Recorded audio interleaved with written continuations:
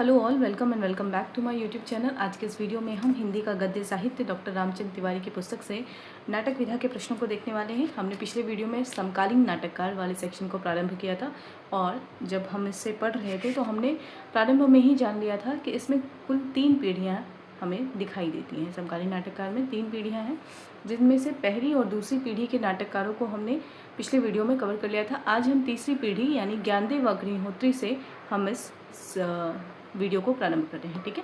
और कोशिश करेंगे आज हमारा ये समकालीन नाटककार वाला सेक्शन कंप्लीट हो जाए। इसके बाद हमारा नेक्स्ट सेक्शन महिला नाटककार का होगा और एक और सेक्शन होगा हमारा एकांकी नाटक से। तो कुल 3 वीडियोस अभी इससे रिलेटेड आएंगे, ठीक है। तो बढ़ते हैं आज के मेन टॉपिक की ओर, यानी तीसरी पीढ़ी के नाटककारों को हम देखना प्रारंभ करते हैं। तीसरी पीढ़ी के नाटककारों में ज्ञानदेव अग्निहोत्री, रेवती शरण शर्मा, राजेंद्र कुमार शर्मा, सुरेंद्र वर्मा, रमेश बख्शी, काशीनाथ सिंह, हमीदुल्ला, सत्यव्रत सिन्हा, विपिन कुमार अग्रवाल, सुशील कुमार सिंह, मणि मधुकर, दया प्रकाश सिन्हा, शंकर शेष, गिरिराज किशोर, बलराज पंडित, मुद्रा राक्षस, दूधनाथ सिंह, ब्रिजमोहन शाह, रामेश्वर प्रेम, नरेंद्र मोहन, शरद जोशी, सुदर्शन मजीठिया, रमेश उपाध्याय, नंद किशोर आचार्य, कृष्ण बलदेव वैद, नाग बोडस, स्वदेश दीपक, असगर वजाहत, राजेश जैन, प्रताप सहगल, महेंद्र भल्ला आदि उल्लेखनीय हैं। दूसरी और तीसरी पीढ़ी के नाटककारों में संवेदना के स्तर पर बहुत स्पष्ट अंतर नहीं किया जा सकता।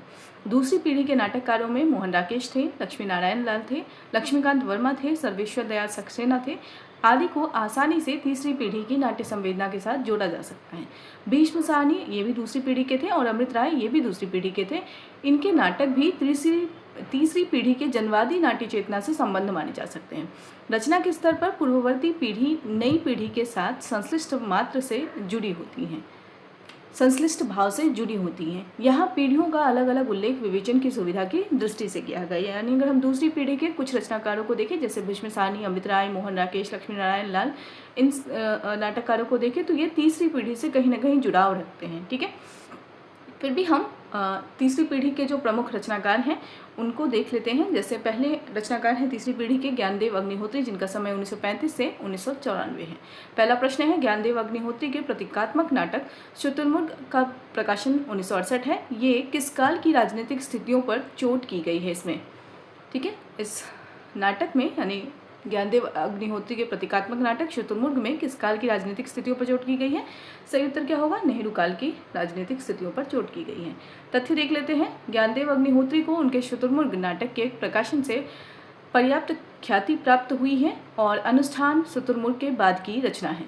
इसके पहले अगर हम देखें तो इनके कुल नाटक जो है वो है शुतुरमुर्ग 1968, अनुष्ठान 1972, नेफा की एक शाम 1962, माटी जागीर 1964, वतन की आबरू 1966, चिराग जल उठा 1984 आदि नाटक प्रकाशित हो चुके थे।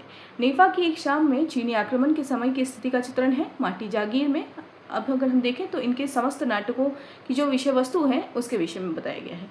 नेफा की एक शाम इनका एक नाटक है, इसमें चीनी आक्रमण के समय की स्थिति का चित्रण है। माटी जागीर भी इनका एक नाटक है, इसमें ग्राम विकास योजनाओं और उसमें बाधक तत्वों का विवेचन किया गया है। वतन की आबरू इनका नाटक है, इसमें पाकिस्तानी आक्रमण के विरुद्ध लड़े गए युद्ध की प्रकृति का विश्लेषण किया गया है। लेखक के अनुसार यह युद्ध जमीन, मजहब, फिरका परस्ती, कौम परस्ती की सीमा रेखाओं से आगे एक मान्य नैतिकता, निश्चित मूल्यों, आधुनिकता के संकल्प और मानवता के प्रगतिशील इतिहास के दमन और रक्षा का युद्ध है। नाटक में इसी स्तर पर 1965 के युद्ध का विश्लेषण किया गया है। चिराग जल उठा ये भी इनका एक नाटक है, इसमें टीपू सुल्तान का विदेशियों से युद्ध दिखाया गया है। अनुष्ठान नाटक में हिंसात्मक वृत्ति की निरर्थकता का प्रतिपादन किया गया है। आपकी ख्याति का आधार आज भी शुतुरमुर्ग ही है। अगला प्रश्न है, शुतुरमुर्ग नाटक में सत्ता के किस व्यवहार को शुतुरमुर्ग के प्रतीक के माध्यम से दिखाया गया है? सही उत्तर होगा यथार्थ से पलायन कर झूठे आश्वासनों और कागजी योजनाओं में छिपना। तो शुतुरमुर्ग नाटक में सत्ता के किस व्यवहार को शुतुरमुर्ग के प्रतीक के रूप में दिखाया गया है? तो कामकाजी यानी आश्वासनों से भागना। तथ्य देख लेते हैं। शुतुरमुर्ग में नेहरूकालीन राजनीतिक स्थितियों पर चोट की गई है। यह एक प्रतीकात्मक नाटक है। जिस प्रकार शुतुरमुर्ग बालू में अपनी गर्दन गड़ाकर अपने को सुरक्षित समझ लेता है, उसी तरह आज की सत्ता और व्यवस्था में भी जीवन के यथार्थ से पलायन कर झूठे आश्वासनों, कागजी योजनाओं और खोखले नारों के आवरण में छुपकर अपने को सुरक्षित अनुभव करने का भ्रम पाल लेती हैं। नाटककार ने एक ऐसी नगरी की कल्पना की है जिसका राजा शुतुरमुर्ग, नगरी शुतुरमुर्ग और राजचिन्ह शुतुरमुर्ग है।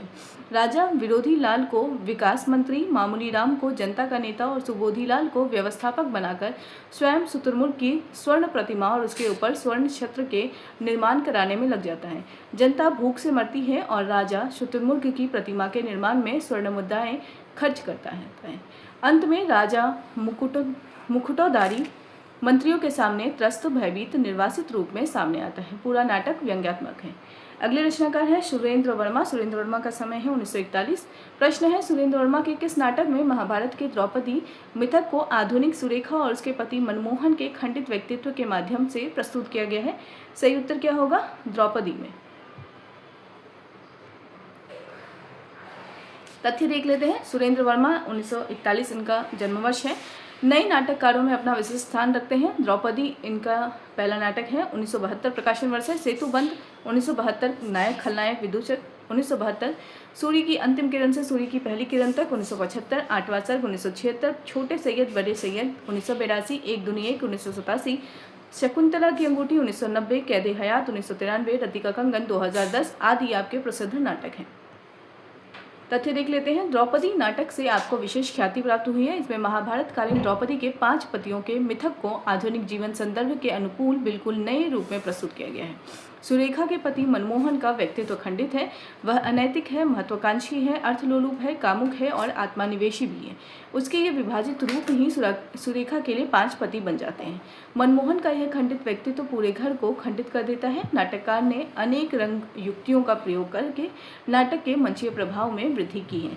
अगर हम देखें तो जैसे हमने उपन्यास और नाटक कहानियों में देखा था, यहाँ पर नाटक में भी आप विषय वस्तु को देखेंगे और उनके पात्रों को भी रेखांकित करते हुए चलेंगे। ठीक है। अगला प्रश्न है, सुरेंद्र वर्मा के नाटक नायक खलनायक विदूषक में दुष्यंत के किन 3 रूपों का चित्रण परिस्थितियों के वश दिखाया गया है? सही उत्तर क्या हो जाएगा? नायक, खलनायक और विदूषक। तथ्य देख लेते हैं। नायक खलनायक विदूषक में यह दिखाया गया है कि किस प्रकार परिस्थिति व्यक्ति को विवश करके अनेक रूपों में आचरण करने के लिए बाध्य कर देती है।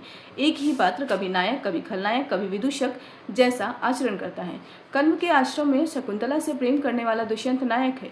अपनी राजसभा में उसे तिरस्कृत कर देने वाला दुष्यंत खलनायक बन जाता है। अंत में उसी शकुंतला से क्षमा याचना करने वाला दुष्यंत विदूषक प्रतीत होता है। अगला प्रश्न है, 8वां सर्ग प्रकाशन वर्ष 1976 नाटक में किस महाकवि के काव्य को आधार बनाकर लेखक की अभिव्यक्ति की स्वतंत्रता का प्रश्न उठाया गया है? सही उत्तर होगा कालिदास कुमार संभवम। ठीक है, कालिदास महाकवि हैं, उनका काव्य क्या है? कुमार संभवम। 8वां सर्ग में कालिदास के कुमार संभवम महाकाव्य के 8वें सर्ग को आधार बनाकर अश्लीलता और लेखक की अभिव्यक्ति की स्वतंत्रता का प्रश्न उठाया गया है। अगला प्रश्न है, सुरेंद्र वर्मा का नाटक कैदे हयात प्रकाशन वर्ष 1993 किस प्रख्यात उर्दू शायर के जीवन पर आधारित है? तो ये आधारित है मिर्ज़ा गालिब के जीवन पर आधारित है ये कैदे हयात। तथ्य देख लेते हैं। कैदे हयात 1993 प्रकाशन वर्ष उर्दू के प्रख्यात शायर मिर्ज़ा गालिब के जीवन को आधार बनाकर लिखा गया है। गालिब का निजी जीवन बेहद तनाव भरा था। उनकी पत्नी उमराव ने उनके शायराना मिजाज को कभी समझने की कोशिश नहीं की। वे अपनी कातिबा को प्यार करते थे। एक सेकेंड, हाँ,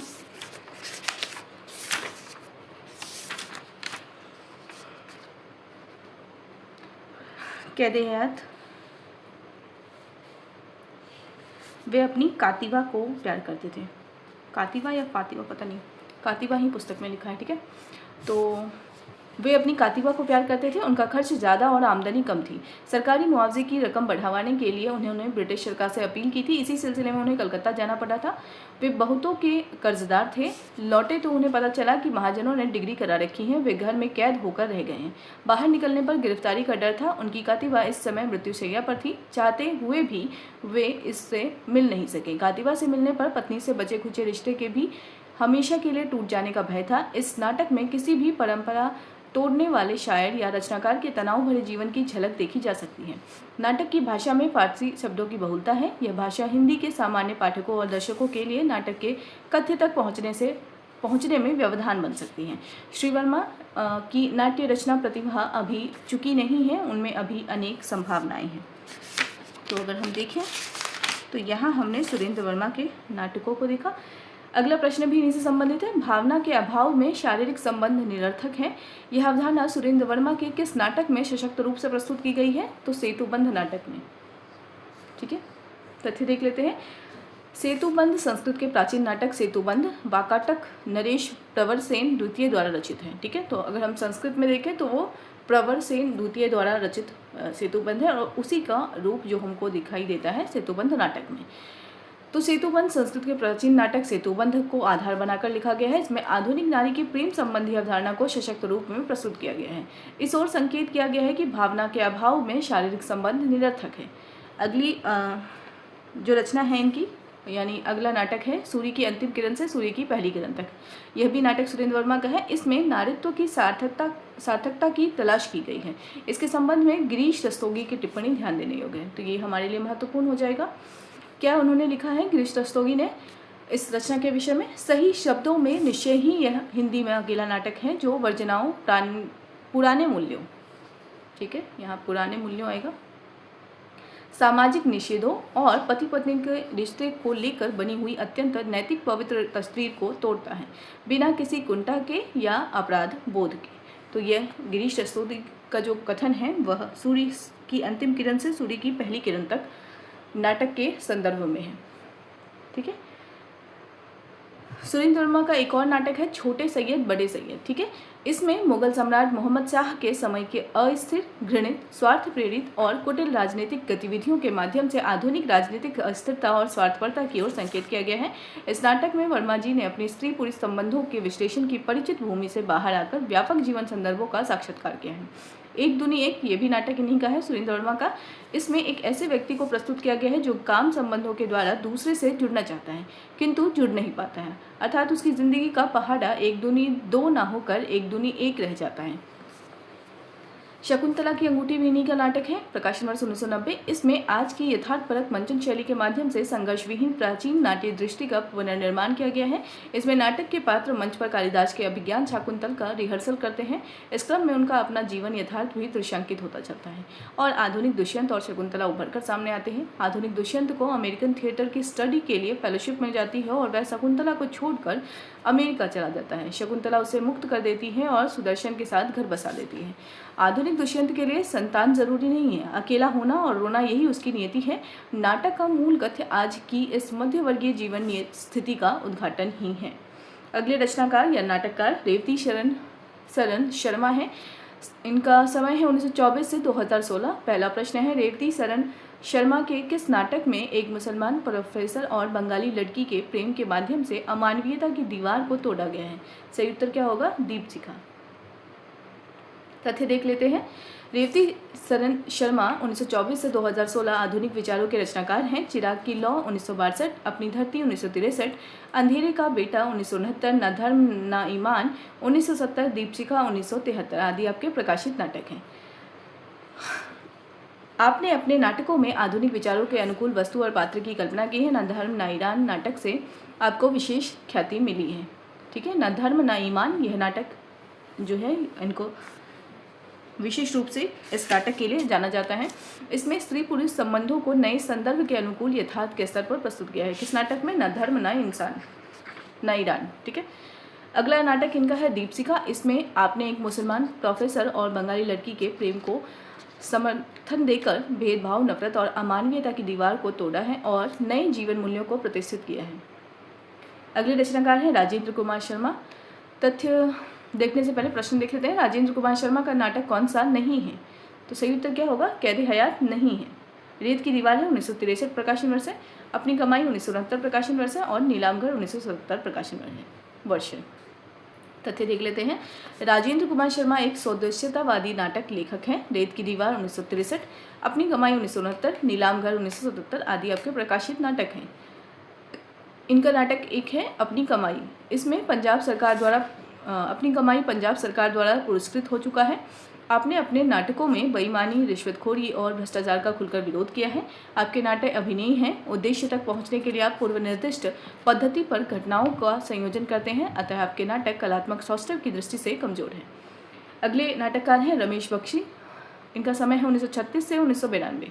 प्रश्न है, रमेश बख्शी के नाटक तीसरा हाथी में 3 हाथी किसके प्रतीक बनकर उभरे हैं?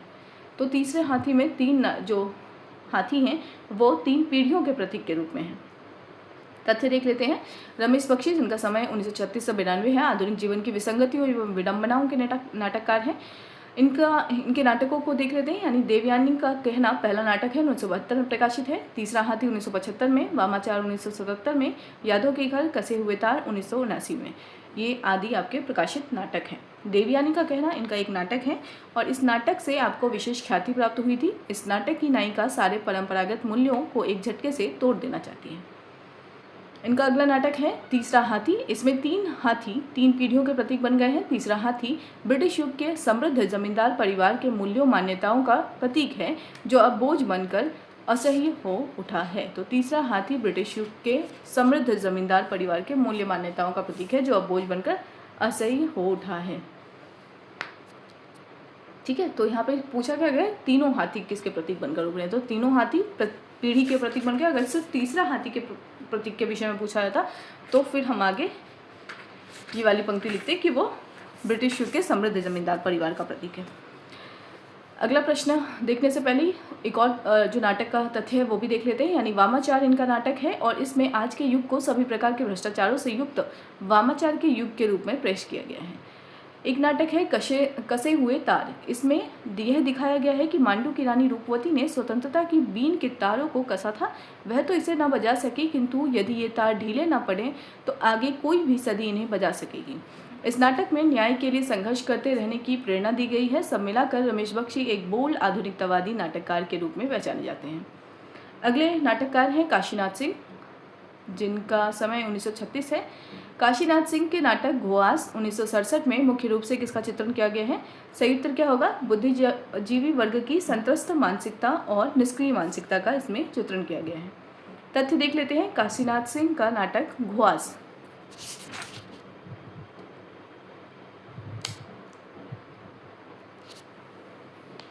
काशीनाथ सिंह का नाटक घुआस में प्रकाशित हुआ था। इसमें 1967 में प्रकाशित हुआ था। इसमें बुद्धिजीवी वर्ग की संत्रस्त मानसिकता को व्यक्त किया गया है।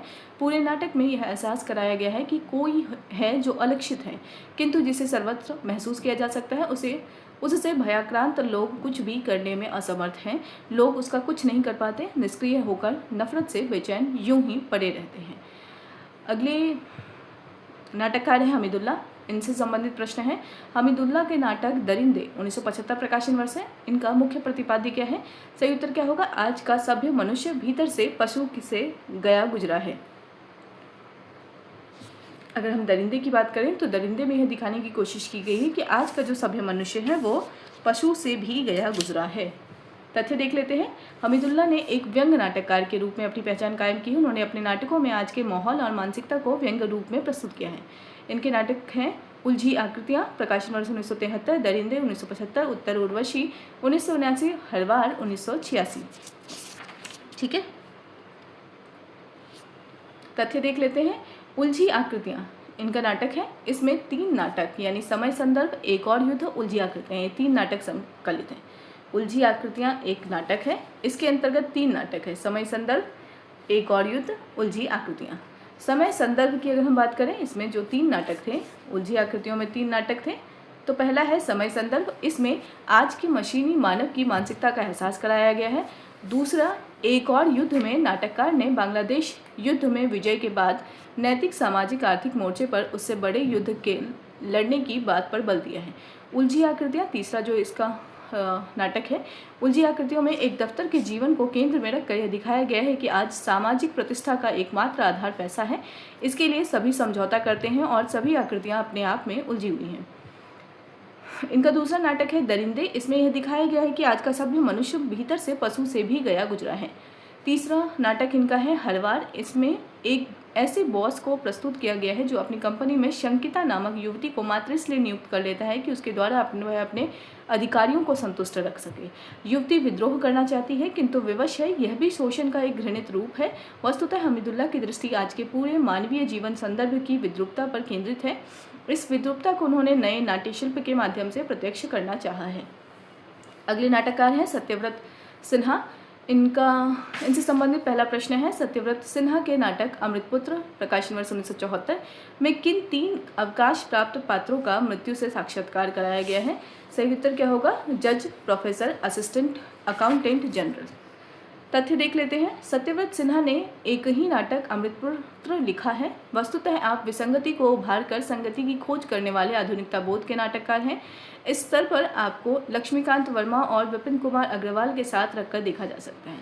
अमृतपुत्र में दिखाया गया है कि आदमी अमृतपुत्र है, वह कभी मरता नहीं। जिस प्रकार संगति का एहसास विसंगति को उभार कर कराया जाता है, उसी प्रकार अमृतपुत्र का बोध मृत्यु भय को उभार कर कराया जा सकता है। इसलिए इस नाटक में 3 अवकाश प्राप्त पात्रों यानी उच्च न्यायालय के जज, प्रोफेसर, असिस्टेंट अकाउंटेंट जनरल का मृत्यु से साक्षात्कार कराया जाता है और उन्हें मार डाला जाता है। यमदूत के आने पर जज साहब के जीवन की प्रति आसक्ति देखते बनती है। इससे नाटककार यह एहसास कराना चाहता है कि अमरत्व ही मनुष्य की चेतना का मूल बिंदु है। अगले रचनाकार है विपिन कुमार अग्रवाल। प्रश्न है, हिंदी में विसंगति बोध के नाटकों का आरंभकर्ता किससे माना जाता है? सही उत्तर क्या होगा? विपिन कुमार अग्रवाल। हमने भुवनेश्वर के विषय में पढ़ा था, तो वो आधुनिकता बोध है। ठीक है, विसंगति बोध की अगर हम बात कर रहे हैं तो विपिन कुमार अग्रवाल हिंदी में विसंगति बोध के नाटकों के आरंभकर्ता माने जाते हैं। इनका 3 नाटक है अपाहिज। इनका 3 अपाहिज नाटक नाटक का नाम ही है 3 अपाहिज। ठीक है, तो ये जो 3 अपाहिज नाटक है, सर्वप्रथम कल्पना पत्रिका में 1960 में छपा था और इसके बाद इनका लोटन एक और खोए हुए की तलाश। ठीक है, इनके कुल 3 नाटक हैं। पहला है 3 अपाहिज, दूसरा है लोटन और तीसरा है खोए हुए की तलाश। ठीक है, ये 3 नाटक विपिन कुमार अग्रवाल के हैं। तथ्य देख लेते हैं। एक और प्रश्न देख लेते हैं। विपिन कुमार अग्रवाल के नाटक 3 अपाहिज पर किस प्रसिद्ध विदेशी एपिसोड नाटककार के नाटक गोदों का इंतजार का प्रभाव दिखाई देता है? ठीक है, तो ये जो नाटक है गोदों का इंतजार, ये नाटक है सैमुअल बेकेट का और इसी का प्रभाव हमें दिखाई देता है 3 अपाहिज में ही। ठीक है, तथ्य देख लेते हैं। 3 अपाहिज से इन्हें विशेष ख्याति मिली है। किन्हें? विपिन कुमार अग्रवाल को। इस नाटक पर प्रसिद्ध एपिसोड नाटककार सैमुअल बेकेट के गोदों का इंतजार का नाटक का प्रभाव स्पष्ट हुआ है। ठीक है, तो ये जो नाटक है गोदों का इंतजार, ये किनका है? बेकेट का नाटक है और इसी का प्रभाव हमको किन पे दिखाई देता है? 3 अपाहिज में। विसंगति बोध के नाटककार आज के ओछे विसंगतिपूर्ण समाज को व्यंग से काटते हैं, वे पूरी व्यवस्था पर व्यंग करते हैं। 3 अपाहिज नाटक में यह काम कल्लू, खल्लू, मल्लू ये 3 अपाहिज करते हैं। ये एक तेल के लैंप के खंभे के नीचे 3 तरह से बैठे हुए हैं। ये अपने शब्द प्रयोगों और हरकतों से विसंगति पैदा करते हैं। ये देश की आज़ादी, एकता, आकाशवाणी के प्रसारण, काम और आराम सभी पर चुने हुए विशिष्ट शब्दों के प्रयोग से विसंगति का एहसास कराते हैं। यही प्रयोग आपके अन्य नाटकों में भी किया गया है। अगले नाटककार हैं सुशील कुमार सिंह। इनसे संबंधित प्रश्न है, सुशील कुमार सिंह को उनके किस नाटक से विशेष ख्याति मिली है जिसमें राजनीतिक भ्रष्टाचार का पर्दाफाश किया गया है? तथ्य क्या होगा? सिंहासन खाली है। उत्तर हो जाएगा सिंहासन खाली है। तथ्य देख लेते हैं। सुशील कुमार सिंह को उनके नाटक सिंहासन खाली है, प्रकाशन वर्ष क्या है? 1974 से विशेष ख्याति प्राप्त हुई है। इसके पहले भी आपके कई नाटक प्रकाशित हुए हैं, जिनमें सिंहासन खाली 1974, बापू की हत्या 1000वीं बार, अंधेरे के राही, नागपास, 4 यारों का यार आदि नाटक प्रकाशित हो चुके थे। अब तथ्य में देख लेते हैं। सिंहासन खाली है, ये इस नाटक में नवीन नाट्य शिल्प के सहारे राजनीतिक भ्रष्टाचार का पर्दाफाश किया गया है। नागपास, 4 यारों का यार आपके इधर प्रकाशित होने वाले नाटक है। नागपास नाटक में तो भ्रष्टाचार को ही मूर्त किया गया है, किंतु 4 यारों का यार स्त्री की यौन मुक्ति का नाटक बन गया है। आपको मुख्य रूप से राजनीतिक भ्रष्टाचार का मुखर विरोध करने वाले नाटककार के रूप में ही पहचाना जाता है। अगले नाटककार हैं मणि मधुकर।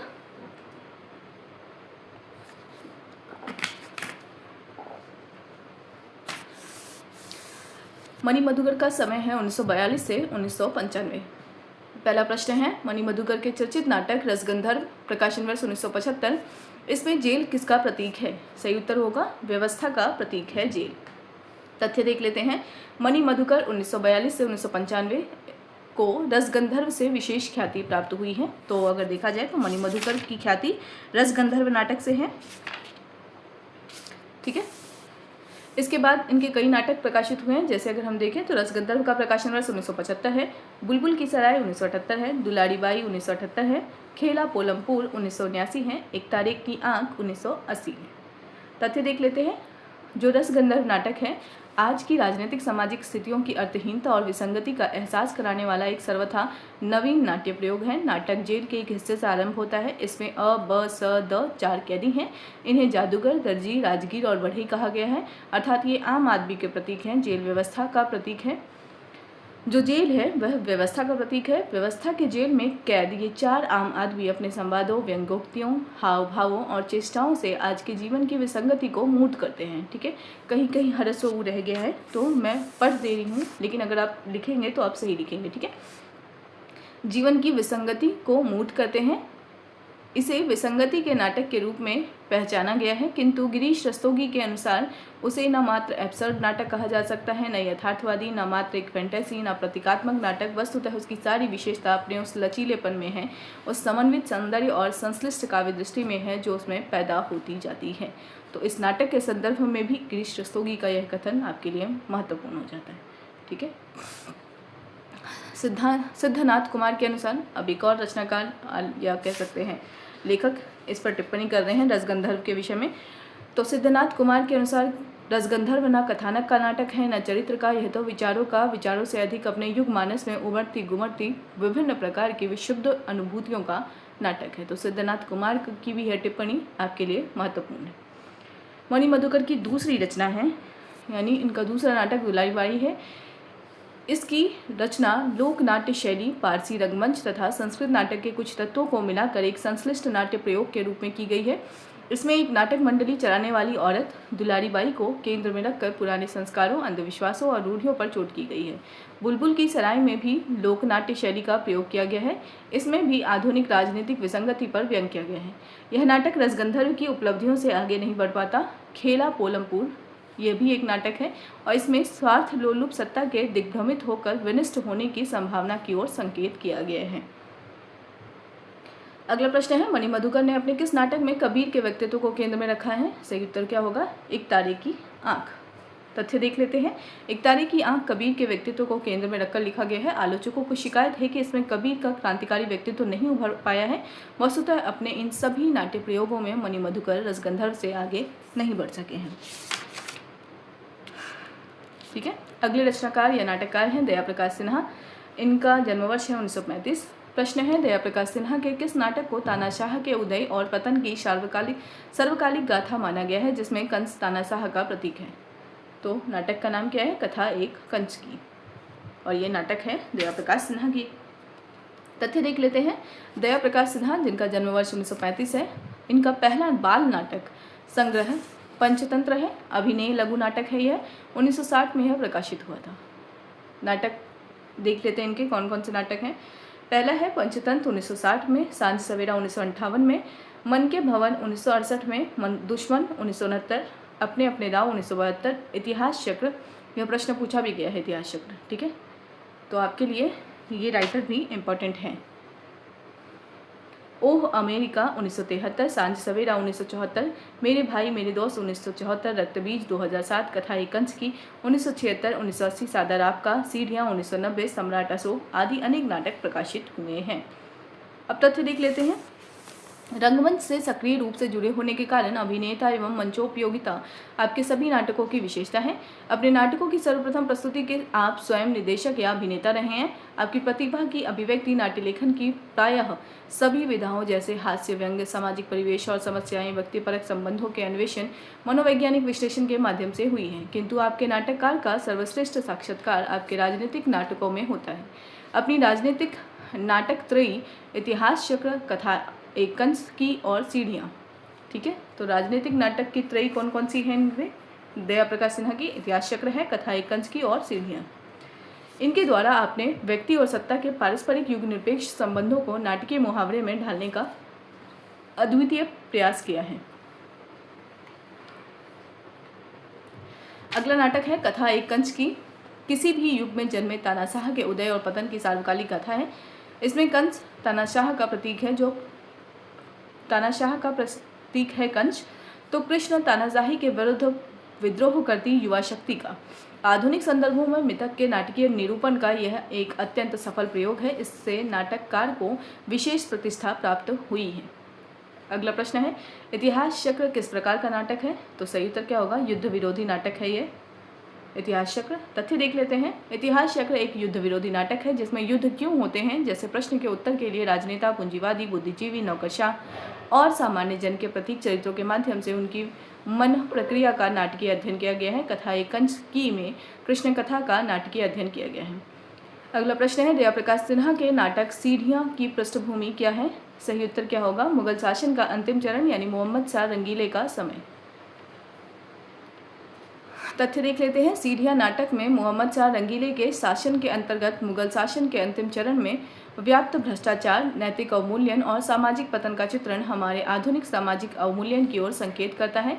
नाटककार के अनुसार मैंने इस नाटक की परिकल्पना कुदसिया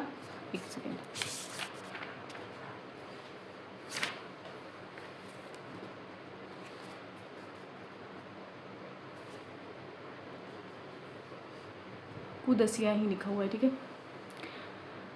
तो अगर हम देखें तो नाटककार के अनुसार क्या लिखा है उन्होंने सीढ़ियाँ नाटक के विषय में, मैंने इस नाटक की परिकल्पना कुदसिया बेगम और जावेद की प्रेम कथा रूप में की थी, किंतु जब लिखने लगा तो प्रेम कथा गौण हो गई। वह युग उभर कर सामने आया जिसमें सामान्य स्त्री का प्रेम भी अवमूल्यित हो जाता है, ठीक है, अवमूल्यित हो जाता है।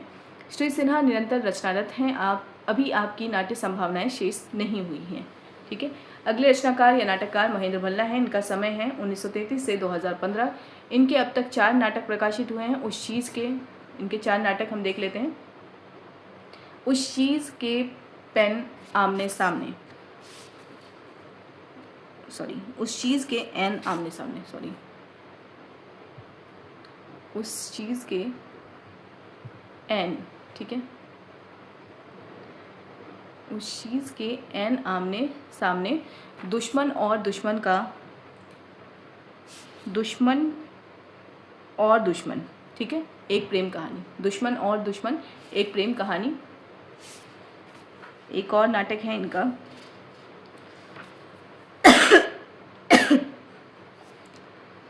जिंदगी से नीचे नीचे, दिमागी हस्ती दिल की बस्ती है कहाँ कहाँ, दिमागी हस्ती दिल की बस्ती है कहाँ कहाँ, ठीक है। तो ये 4 नाटक किनके हैं? महेंद्र भल्ला के हैं। फिर से देख लेते हैं हम इन चारों नाटकों को। उस चीज़ के एन सामने, ठीक है, उस चीज़ के एन सामने आमने सामने। दूसरा है दुश्मन और दुश्मन एक प्रेम कहानी। तीसरा है जिंदगी से नीचे नीचे और चौथा है दिमागी हस्ती दिल की बस्ती है कहाँ कहाँ। प्रकाशन वर्ष 2008 है इसका। अगले रचनाकार या नाटककार है शंकर शेष और इनका समय है 1933 से 1981। प्रश्न देख लेते हैं। शंकर शेष के किस प्रसिद्ध नाटक में अरविंद और द्रोणाचार्य के प्रसंग समानांतर चलते हैं? तो सही उत्तर क्या होगा? एक और द्रोणाचार्य। तथ्य देख लेते हैं। शंकर शेष समय है 1933 से 81। विसंगति बोध से जुड़े नाटककार हैं माने जाते हैं। आपको एक और द्रोणाचार्य जिसका प्रकाशन 1977 है, नाटक से विशेष ख्याति प्राप्त हुई है। इनके नाटकों को देख लेते हैं, यानी मूर्तिकार 1955, एक और द्रोणाचार्य 1977 और घरोंदा 1978, अरे मायावी सरोवर 1980, रक्तबीज 1982, बंधन अपने अपने 1983, चेहरे कोमल गांधार पोस्टर 1983, खजुराहो का शिल्पी 1982, आधी रात के बाद 1983 आदि आपके अन्य नाटक हैं। तथ्य देख लेते हैं। एक और द्रोणाचार्य में 2 नाटक समानांतर चलते हैं। एक और अरविंद उसके परिवार और कॉलेज के प्रसंग है, दूसरी ओर द्रोणाचार्य उनके परिवार तथा महाभारतकालीन पात्रों युधिष्ठिर, अर्जुन, भीम, अश्वत्थामा, एकलव्य आदि के प्रसंग है। अरविंद के घोर मानसिक द्वंद्व के क्षण में उसका एक मृत सहकर्मी विमलेंदु प्रकट होता है और उसे जीवन में समझौतावादी होने की सलाह देता है। अपनी इस जीवन दृष्टि के समर्थन में वह अपने लिखे द्रोणाचार्य नाटक के दृश्यों को प्रस्तुत करता है। इस प्रकार अरविंद के नाटक के साथ द्रोणाचार्य का नाटक शुरू हो जाता है। अरविंद स्वभावतः ईमानदार और सिद्धांतवादी प्रोफेसर है, किंतु अंततः अपनी पत्नी ललिता के आग्रह पर वह व्यवस्था से समझौता करके व्यवस्था और सत्ता के कोनों से पिटा हुआ द्रोणाचार्य बन जाता है। अगला प्रश्न है। शंकर शेष के नाटक खजुराहो का शिल्पी प्रकाशन वर्ष 1982 का मुख्य विषय क्या है? सही उत्तर होगा काम और अध्यात्म का प्रश्न, आधुनिक मनोविज्ञान के सहारे। तथ्य देख लेते हैं। घरोंदा इनका एक नाटक है। इस नाटक में महानगरों के दफ्तरों में काम करने वाली युवतियों के जीवन यथार्थ को चित्रित किया गया है। एक और नाटक है अरे मायावी सरोवर, कोमल गांधार जैसे नाटकों में पौराणिक संदर्भों को समकालीन जीवन की विसंगतियों के साथ जोड़ा गया है। खजुराहो का शिल्पी इनका नाटक है। इसमें काम और अध्यात्म के प्रश्न को आधुनिक मनोविज्ञान के सहारे समझाने का प्रयत्न किया गया है। चेहरे नाटक में आज के जीवन में व्याप्त दोहरे आचरण का पर्दाफाश किया गया है। पोस्टर नाटक में आज के जीवन की बहुआयामी विसंगतियों के बीच जीने के लिए विवश आदमी की त्रासदी को मूर्त किया गया है। शंकर शेष के अधिकांश नाटक लघु नाटकों की श्रेणी में आते हैं। आपके असामयिक निधन से हिंदी नाटक की बहुत बड़ी क्षति हुई है। अगले नाटककार हैं गिरिराज किशोर।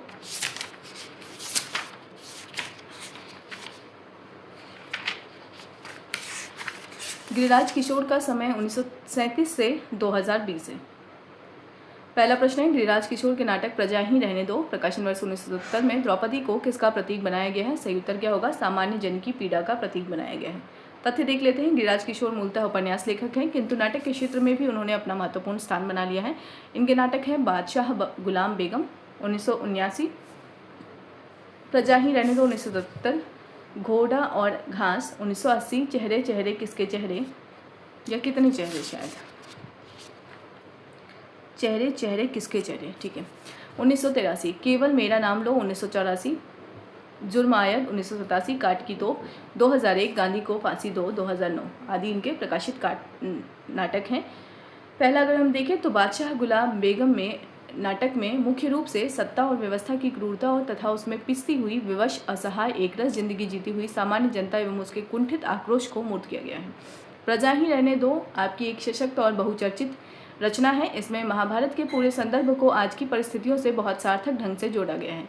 महाभारत में जो कुछ है उसे आज भी देखा जा सकता है। सत्ता का मोह, विकृत राजनीति, अन्याय, अनिश्चय, नारी शोषण, कुलीनता, अकुलीनता का द्वंद्व, प्रजा की विवशता, यह सब कुछ आज भी हमारे जीवन की सच्चाई है। नाटककार ने द्रौपदी को सामान्य जन की पीड़ा का प्रतीक बनाया है। वह अपने को ऐसे राजतंत्री व्यवस्था में फंसी हुई अनुभव करती है जहां न्याय, मानवीय संवेदना और भावना सब कुछ समाप्त हो चुके हैं। राजतंत्र कोल्हू की तरह सबको पीस रहा है। इस नाटक से गिरिराज किशोर को श्रेष्ठ नाटककार की प्रतिष्ठा प्राप्त हुई है। घोड़ा और घास में वर्तमान संदर्भ में अपने को रचना के माध्यम से सही और सार्थक अभिव्यक्ति दे पाने की समस्या को उठाया गया है। यह समस्या नाट्य लेखन को केंद्र में रखकर उठाई गई है। चेहरे चेहरे किसके चेहरे नाटक में व्यवस्था की निरंकुशता और जनता की पीड़ा दोनों का एहसास व्यंग्यात्मक संकेतों, प्रतीकों, मुखौटा एवं नाट्य युक्तियों द्वारा संश्लिष्ट रूप में एक साथ कराया गया है। केवल मेरा नाम लो में फ्रायडीय मनोविज्ञान को आधार बनाकर इडिपस मनोग्रंथि से पीड़ित पात्रों की सृष्टि की गई है। काट की तोप 2001 में प्रकाशित यह नाटक है। आपका यह नया नाटक है। इसका संदर्भ राष्ट्रीय भी है और अंतर्राष्ट्रीय भी। इसकी व्यंग्यात्मक धार जितनी अपने देश की वर्तमान व्यवस्था पर चोट करती है, उतने ही विश्व बाजारवाद पर भी।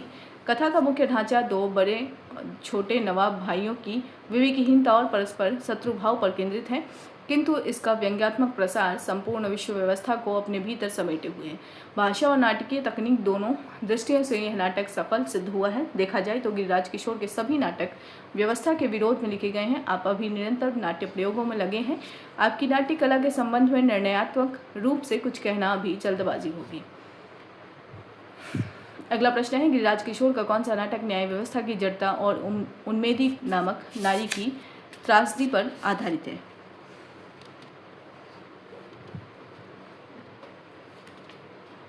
उम्मेदी, ठीक है, उम्मेदी नामक नारी की त्रासदी पर आधारित है। सही उत्तर क्या होगा? जुर्म आयद, ठीक है।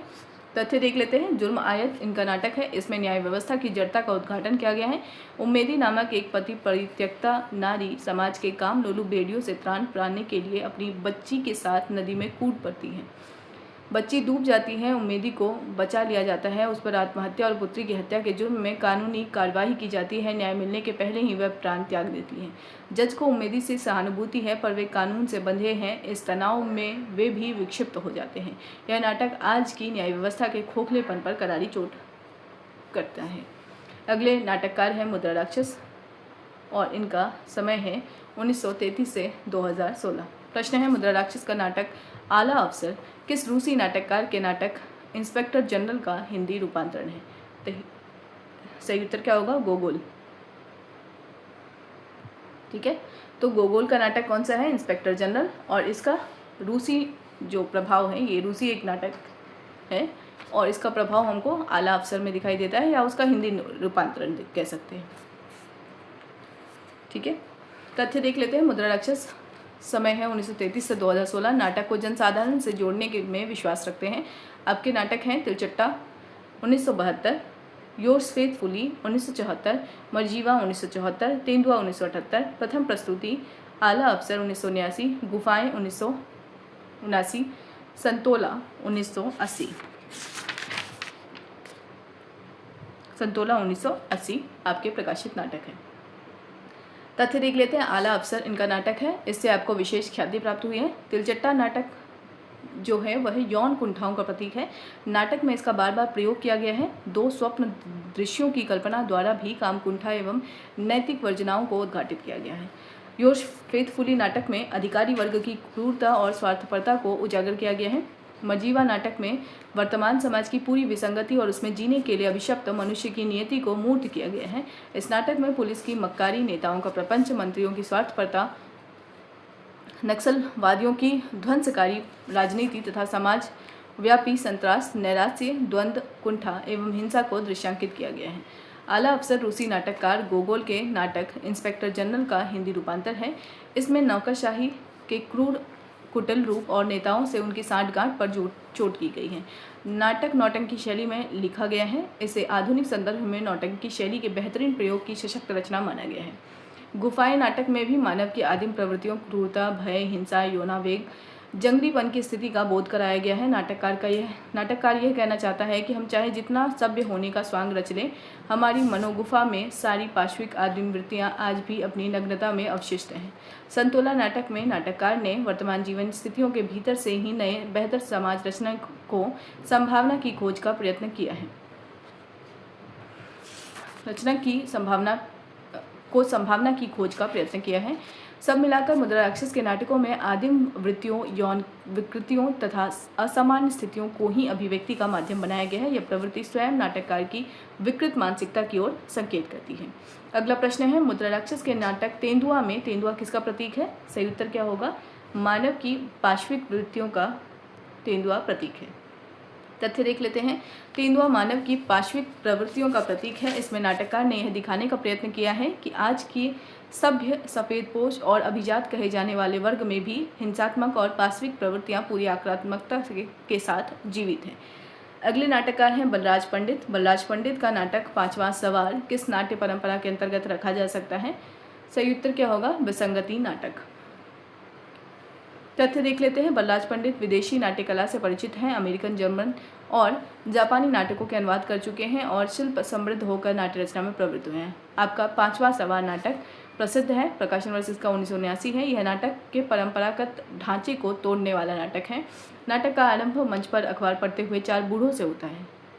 ये बूढ़े समाज की विभिन्न समस्याओं पर बहस करते हैं। इस क्रम में युवा पीढ़ी के संघर्ष, विद्यार्थियों की समस्या, सामाजिक भ्रष्टाचार, दाम्पत्य जीवन की विसंगतियाँ आदि अनेक समस्याएं विशृंखलित रूप में बिना किसी क्रम के दृश्य संकेतों के माध्यम से उभरती हैं।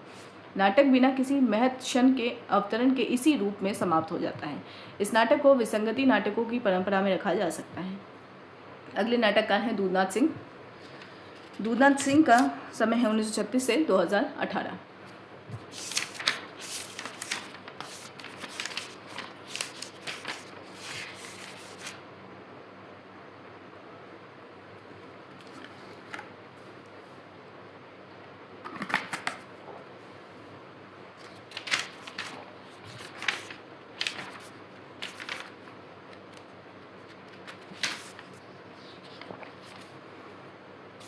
प्रश्न है, दूधनाथ सिंह के नाटक यमगाथा प्रकाशन वर्ष 1990 में पुरुरवा को किस रूप में प्रस्तुत किया गया है?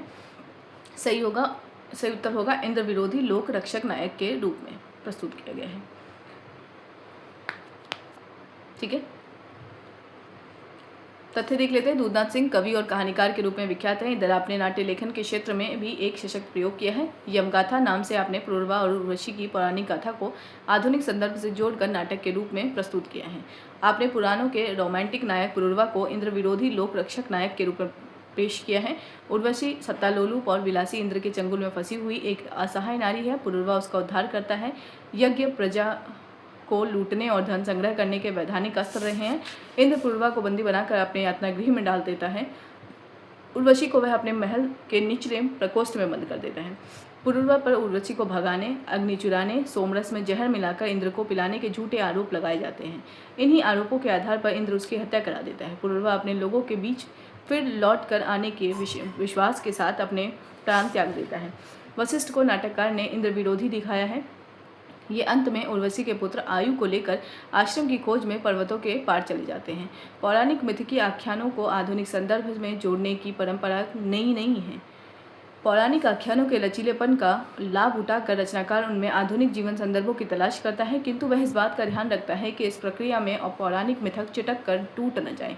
नई व्याख्या और नए अर्थ की संभावना की सीमा के भीतर ही प्रभावशाली बन पाते हैं। श्री दूधनाथ सिंह की सतर्कता के बावजूद उनकी मार्क्सवादी रुझान के कारण कहीं कहीं इस पौराणिक गाथा की नई व्याख्या आरोपित से लगने लगती है। इस दुर्बलता के बावजूद निसंदेह यमगाथा एक सशक्त रचना है। ठीक है, यमगाथा की कहानी अगर आप देखें तो दिनकर की उर्वशी कृति है ना, जिसमें पुरुरवा और उर्वशी का जो संवाद है। ठीक है, तो ये कथा वस्तु जो है आप यहाँ से इस नाटक से समझ सकते हैं। ठीक है,